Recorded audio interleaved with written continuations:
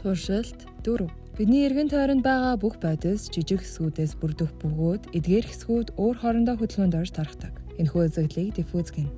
Сайн байцгаана уу? Бүгдээрээ өнөөдөр диффуз болон усан дуусах үзэгдлийг туршилтаар хийж үзэх болно. За туршилт маань болохоор хоёр хэсэгтэй туршилт авах болно.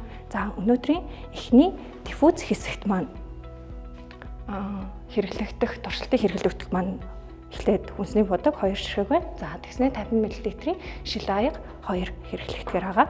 За хоёр дахь хэсгийн усан дуусах үзэгдлийн туршилт маань болохоор туршилтанд хэрэглэгдэх багаж маань болохоор нэрмэл ус хэрэглэгдэнэ. За тэгээд хоолны давс хэрэглэгдэнэ.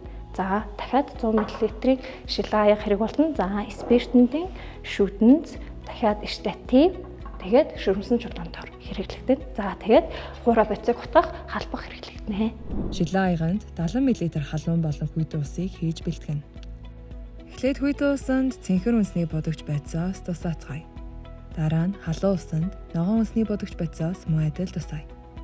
Утгалгүйгээр бодогны жижиг хэсгүүд хэрхэн тархаж байгааг ажиглацгаая. Туршилтын явцад халуун усанд хүнсний бодог илүү урдан тархаж, харин хүйт усанд удаан тархаж байгаа харагдаж байна.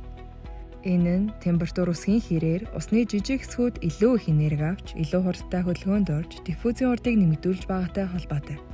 Одоо хоолны давс уусах үзэгдлийг судалцгаая. Уусах гэдэг нь шингэн буюу уусгагч дотор хатуу бодис эсвэл өөр төрлийн бодис бүрэн уусах явц бөгөөд энэ үед уусан бодис нь шингэний молекулатай харилцан өөрчлөлт орж зөвхөн атом эсвэл молекулын хэмжээнд тархдаг. Эхлээд шил аяганд 50 мл ус хийнэ. Хоолны давснаас бага зэргийг хийж уусгаж үзье.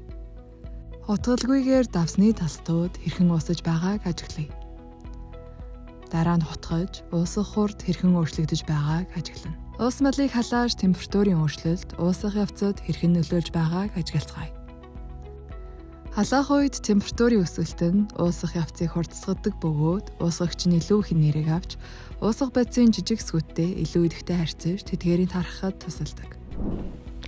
Бид нар хоёр дахь туршилтын ажиллаар хоолны давс усан дуусах үзэгдлийг судлан үзсэн. За хоолны давс нь усан дуусаад хоолны давсны уусамлыг өсгсөн. За ингэхдээ хоолны давс нь усан дуусч уусан бодисын үүргийг гүйцэтгэсэн бол ус нь өөртөө хоолны давсыг уусгаж уусгагчийн үүргийг гүйцэтгсэн. Уусамл нь уусгагч уусан бодис хоёроос тогтдог.